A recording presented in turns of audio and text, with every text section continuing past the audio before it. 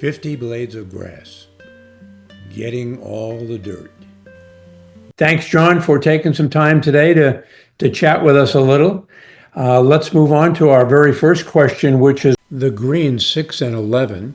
One of the things that I've noticed in playing it this past week, it has really done a great job in recovery.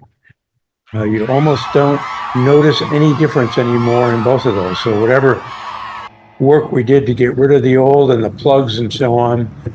But were some questions that have come up with a couple of people that emailed me that said, do we want to continue to fight this battle of the POA and try to get rid of it with all the stuff that's happening in the neighborhood? So I'd be interested in your thoughts on how you see the recovery and comments about what we should do for continuing treatment program.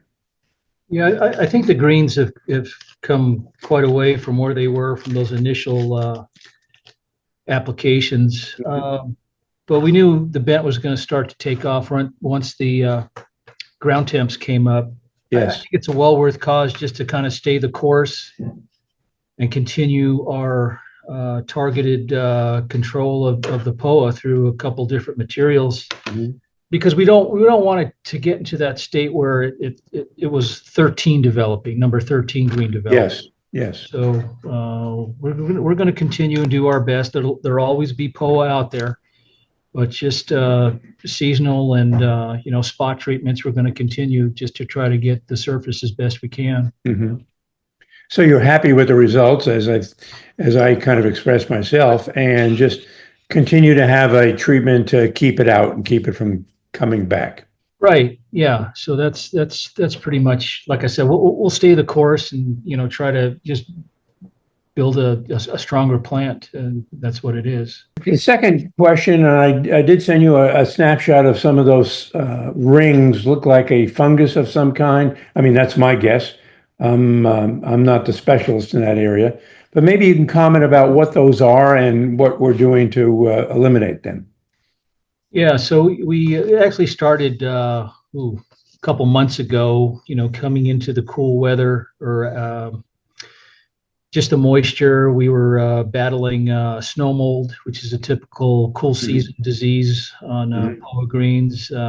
We applied for that, and our weather window changed, and so did our environment change, kind of introduced a new right conditions for another disease complex to form. That's a ring patch disease. There's a number of very specific names for those. I just call it a ring patch complex because there's different genus and species involved there.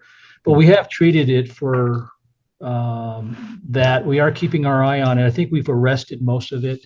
Okay. Just recently, though, I did see a few greens that it's still hanging on, but we made several different modes of action, fungicide applications, both contact and curative. So we should have a pretty good handle on it. Plus, as it gets warmer, the environment's not right for some of these diseases. They just kind of fade out. They fade out, yeah. It didn't appear like it was affecting any play at all. It was just the look of it. Well, if they go too far, you can get depressions in the turf. Will affect ball roll, but most of the time it's more cosmetic than anything else. Yes. Okay. I noticed, moving to our third topic, which is the height of the rough. Although I was going around today, I noticed it's a little bit lower, but it's been a little challenge, and I can understand why we have taller rough, because we want it to grow. The season's getting started and we're letting it grow out.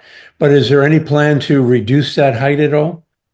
Well, it really comes down to just our frequency of cut. I mean, springtime is just booming, and we have just so many mowers to go around. We try to make at least 2 loops around the course per week. Sometimes that's not possible, but we haven't changed the height of cut at all. It's still at almost 2 inches. So it's not actually 2 inches. It's just below 2 inches, and they'll give you an idea of how much this grows. I mean, we cut number 1 on a Friday. We're we have to cut it again on a Monday. So Yeah. Well, I guess we just need to keep it in the fairway. yeah, yeah. Well, again, as we get into more warmer weather, the plant, will adjust and slow down and Yes. eventually catch up to it. But Okay. yeah, no, we're trying our best to kind of keep the clippings, try to just keep blowing them, picking them up. Sometimes we can't get around full cycle all the time, but we're doing our best on that. Okay. The other item has to do with the bunkers and balls plugging in the walls itself. I had mentioned a little bit about the Aussie method, which some people recommend. Maybe you can kind of comment on that. But what's your thought about trying to reduce the plugging on at least on the wall side, so that when the ball hits, in most cases, it'll roll down to the bottom? Yeah, no, I agree with that. We have been raking the bunkers, full rake bunkers. We obviously in the past we've had that method on the golf course here. Hmm. Um, we're going to try a different approach on them. We will implement that Aussie method. Yes. But we're going to take a different approach. Normally, we use the smooth end of our rakes just to smooth up, push that sand up, pack it down. Well, we're going to try rollers this time, Hmm. small contour rollers, so we can get in and pack it a lot tighter. Yes. Okay. One of the challenges, though, on our bunkers is they don't the shapes on the face don't contour what the base of the bunker is. They're vertical drops. Yes. So we have this void of sand we have to manage, and it constantly shifts. Hmm.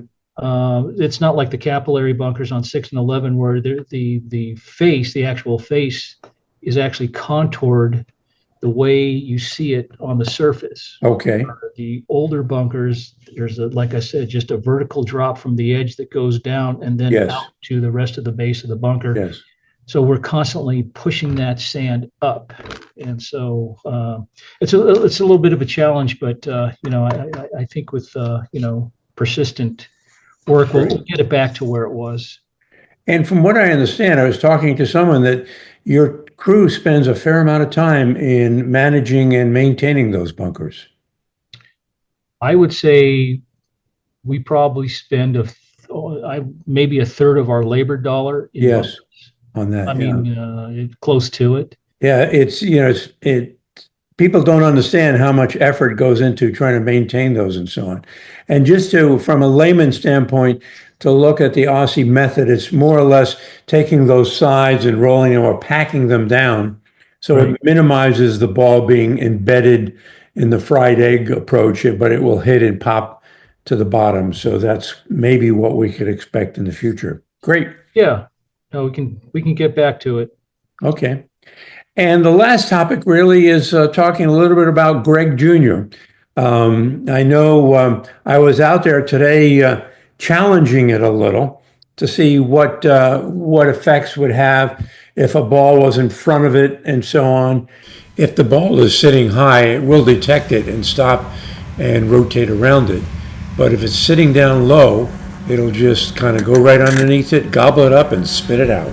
And then I tried to stand in front of it to see, will it stop if there's a big object? And it did, although it came very close. It was kind of nerve-wracking, but it did stop. But Yeah. tell us a little bit about it, what our plans are, and what your observations have been, and whether or not you think it's a good tool for the future. Well, it's autonomous mowing will be part of the future on turf applications. This is just a small unit. I mean, they've been out on the market for probably a good 5 years, and they've been developing all the time. I just let the other guys on the other courses, they go test them on their course to see. But this one seems to be, this is a newer generation that, it's off an RTK signal that runs from antennas to antennas. In fact, Okay. we're actually using the antenna over from Blackhawk Country Club. Okay. So normally the site would have our own antenna, but the more antennas, the greater the signal and strength. Mhm. But I'm pleased with the frequency. I mean, it's supposed to mow approximately 5 acres a day. It goes in and mows for 2 hours, goes out for the course for 2 hours and comes back in, charges for 20 minutes. It has a map and different sections on that map, what to mow. It's pretty consistent. I mean, Mhm. we actually run it through apps on our phone, and it tells us when there's a problem, if it's upside down or if it's stopped. I mean, I just found it this morning. It went over a rake and it stopped.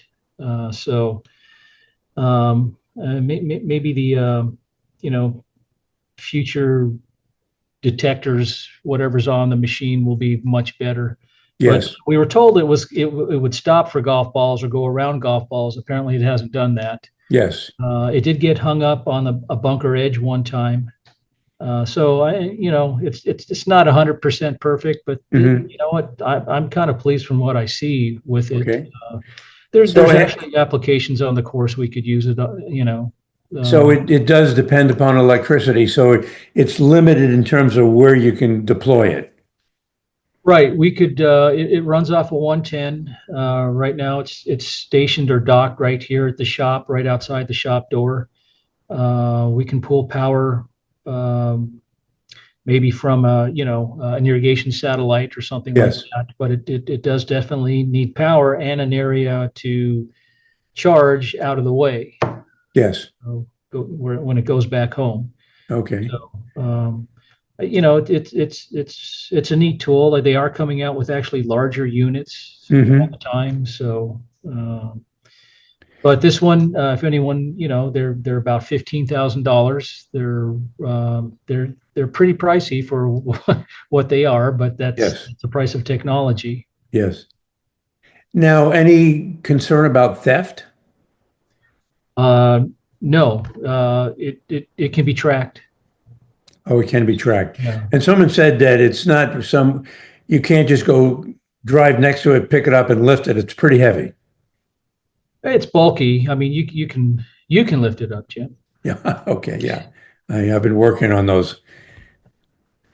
And is the plan then to maybe expand this in the future? Is that what you see happening? I think we have to. I was going to look at a couple other units to see how they Okay. perform in a similar manner. I mean, there's really they're being developed all the time. There's actually a larger fairway unit out there right now, but it's a little bit pricey and out Yeah. there. Takes a lot of Yeah. coordination to get it on the golf Okay. course. Okay. Good, John. Thanks again for taking the time. We appreciate it. And we'll catch you next month with the next podcast. All right, Jim. Thank you. All right. Take care.